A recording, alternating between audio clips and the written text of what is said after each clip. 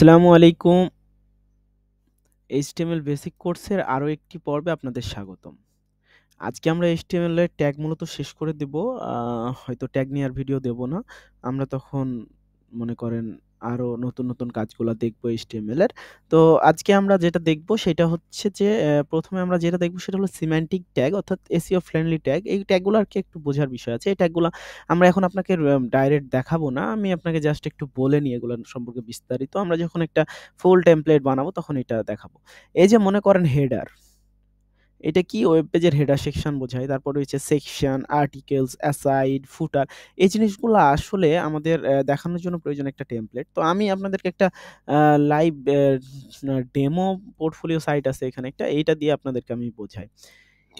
এইখানে মনে করেন যে হেডার যেইটা সেটা হলো এই যে এইটা। এই যে মেনু আছে, লোগো আছে এবং মনে করেন একটা বাটন আছে। এটুকু হলো হেডার। দেখেন এটা আপনি দেখেন আপনি এই হেডারটা অবশ্যই এরকম করা আছে। আহ তো এখন আপনার এই হেডারটা সম্পর্কে যদি বোঝেন, এইটুকু হলো হেডার আপনার। আপনি আপনার ওয়েব পেজকে বোঝার জন্য আমাদের কোডকে সুন্দর করার জন্য আমরা হেডার সেকশনটা নিয়ে হেডার গুলা করে থাকি। এতে হয় কি? আমাদের বুঝতে সুবিধা হয় ওয়েব পেজকে যে এইটা আমার হেডার, এটা আমার উপরেই থাকবে। আর এই যে মনে করেন হেডারের নিচে এই যে ধরেন একটা ইমেজের সাথে যে এই বিষয়গুলা ঘটছে, এইটা হলো একটা সেকশন। এ এ এইটা একটা সেকশন। এরপরে যদি আপনারা দেখেন এইটা একটা সেকশন। তারপরে যদি দেখেন এইটা একটা সেকশন। এই যে এটা একটা সেকশন, ক্লায়েন্ট সেকশন। তারপরে মনে করেন আপনারা এই যে এটা একটা সেকশন। আসলে এগুলা সেকশন নিয়ে করা আছে। আপনারা যখন আপনাদেরকে আমি মানে এই টেমপ্লেটের মানে বিভিন্ন টেমপ্লেটের মনে করেন যে সেকশন গুলা যখন করে দেখাবো একেকটা, তখন আপনাদেরকে বুঝবেন যে আসলে সেকশন। এই যে এখানে মনে করেন একটা ফর্ম আছে এবং এখানে মনে করেন যে ইমেজ দিয়ে একটা ডিজাইন আছে। তো এই যে এইটা করব যখন তখন আমরা সেকশন নেব, সেকশন নিয়ে বলব যে না এটা একটা কনট্যাক্ট ফর্ম সেকশন এবং এইখানে সেকশনের ভিতরে একটা ফর্ম থাকবে, এইদিকে ইমেজ থাকবে এরকম আরকি। সেকশনটা এইভাবেই বুঝবো। আর ফুটারে আমরা যদি যাই, ফুটারটা আমরা যেটা দেখব সেটা হলো দেখেন এইখানের এই ফুটারটাতে কত রকম জিনিস আছে। ফুটারে মূলত বিভিন্ন লিঙ্ক থাকে, লোগো থাকে। তারপরে মনে করেন সোশ্যাল মিডিয়া অ্যাকাউন্ট লিঙ্ক থাকে, তারপরে টার্মস অ্যান্ড কন্ডিশন থাকে। তারপরে মনে করেন মানে এইরকম বিষয়গুলোই আরকি থাকে। তো এইখানের ফুটারটা হলো এইখান থেকে এইটুকু ফুটার। এইটুকুকে যদি আমরা ফুটার এলিমেন্টের ভিতরে রেখে দিই তাহলে বলবেন যে মানে ওয়েব পেজ জানবে যে না এইটা ফুটার। এইটা হেডার এবং এটা ফুটার এটা পার্থক্য হেডার ফুটারে হয় এবং সেকশনের কাজগুলো আমরা দেখব। আমরা এটা নিয়ে এখন মাথা ঘামানোর প্রয়োজন নেই। আমরা এখন জাস্ট আ পরেরটাতে স্কিপ করে যাই। পরেরটা হলো আমাদের ইউজফুল ট্যাগ। আসলে অ্যা এইটা আমার ১ম এ দেখানো দরকার ছিল। এত ইউজফুল আপনার আপনি যখন একটা টেমপ্লেট বানাবেন না তখন আপনি বুঝবেন যে ডিপের মর্মটা কি। আপনার এত পরিমাণ ডিপ নিতে হবে, ডিপের ভিতর ডিপ, তার ভিতর ডিপ, তার ভিতর ডিপ। আপনি ডিপ নিয়ে মনে করেন যে একদম তেজপাত হয়ে যাবে, সমস্যা নেই। তো ডিপটা আমরা অ্যা হয়তো ন প্র প্রচুর দেখব কিন্তু আমরা এখন আগে ডিপ এবং স্প্যান সম্পর্কে একটু পার্থক্য এবং আসলে কেন এটা ব্লক এবং কেন এটা ইনলাইন এইটা একটু আমরা বুঝবো। আর ব্রেক আমরা দেখছি, হরিজন্টাল লাইনটা আমরা দেখছি। এর আগে আমরা দেখাইছি আপনাদেরকে।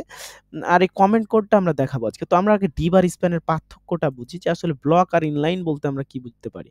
তো এই যে দেখেন আমার VS কোডটা ওপেন আছে। এখানে আমি একটা ডিপ নিবো।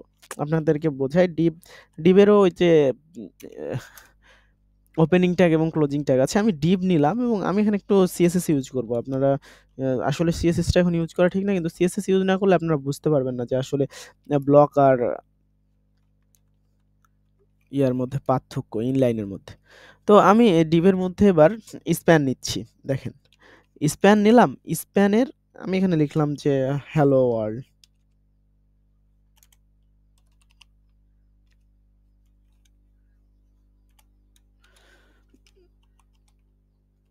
Hello world.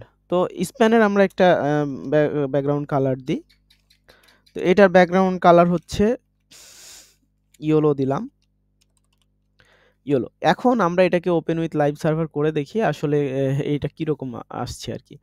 এই যে দেখেন, আমরা কিন্তু অ্যাকুয়া কালার দিয়েছি ডিপকে। ডিপকে দেখেন, ডিপ কিন্তু একটা ব্লক এলিমেন্ট। অর্থাৎ আপনাকে একটা ওয়েবসাইটের মধ্যে ব্লক জায়গা করে দিবে। এই যে দেখেন, আমি এটা একটু জুম করে দেখাই। এখন দেখেন আপনি, আরেকটু জুম করি। এই যে দেখেন একদম ওয়েব পেজের শুরু থেকে নিয়ে শেষ পর্যন্ত একটা মানে আপনাকে জায়গা তৈরি করে দিয়েছে। স্প্যান দেখেন ইনলাইন এলিমেন্ট শুধুমাত্র দেখেন যেইটুকু প্রয়োজন ঠিক সেইটুকুতে আপনার জায়গা করেছে, বাড়তি কোনো জায়গা নিবে না। যতক্ষণ না ওকে ডিফাইন করে দিবেন যে না তুমি এতটুক জায়গা নাও। তো আমরা একটু আপনারা সার্চ দেবেন অনলাইনে, সার্চ দিবেন এরকম যে আ HTML ব্লক এলিমেন্ট এবং ইনলাইন এলিমেন্ট। এটা সার্চ দিলে আপনাদেরকে মানে সুন্দরভাবে দেখায় দিবে যে আসলে কোনগুলা ব্লক এলিমেন্ট, কোনগুলা ইনলাইন এলিমেন্ট। তো আমরা কোথায় ব্লক এলিমেন্ট ব্যবহার করব এবং কোথায় ইনলাইন ব্যবহার করব, আমরা সামনে লাইভে যখন কিছু করব তখন আমরা আস্তে ধীরে দেখব। এরপর লাইন ব্রেক তো আমরা দেখলাম, লাইন ব্রেক, হরিজন্টাল লাইনও আমরা দেখলাম। তো আমরা তারপরও হরিজন্টাল লাইন একটু যদি এমনিতেই দেখি, আমরা এই চার্টটা একটা দেখি একটু। ধরেন আমি এখানে এই চার্ট নিলাম। আ এইটা হলো বিয়ারের মতোই ট্যাগ। আমরা যদি এখানে একটা পি নিই এবং লরেন 50 নিই, অর্থাৎ ৫০ টা ওয়ার্ড নিলাম আরকি। এটা কিছু না। এবং এইখানে আমি একটা দিলাম যে না, এর লাইনের মাঝখানে আমি একটা এইচআর দিয়ে দিলাম। এইচআর। এইবার দেখেন কি হয়। এই যে এইচআর দিলাম, এখন আমরা কোথায় দিলাম? সা সাবস্ক্রিপ্ট আরকি, যাই হোক। এই যে দেখেন একটা হরিজন্টাল আর লাইন আপনাকে জানাই দিল। এক কথায় একটা বর্ডারের মতো আপনাকে একটা লাইন টেনে দিল। এইটাই হলো এর এর কাজ। দেখেন এই টেক্সট গুলাকে আলাদা বিআর এর কাজ কি ছিল? বিআর যদি আপনি দিতেন, আপনি যদি এইখানে একটা বিআর দিতেন, এররের পর আমি একটা বিআর দিই। তাহলে বুঝবেন বিআর যদি দিতেন আপনি, আপনি বিআর যদি দিতেন এখানে, বিআর ট্যাগ দিলে আপনার হয়তো কি, আপনার লাইনটা ব্রেক হইতো।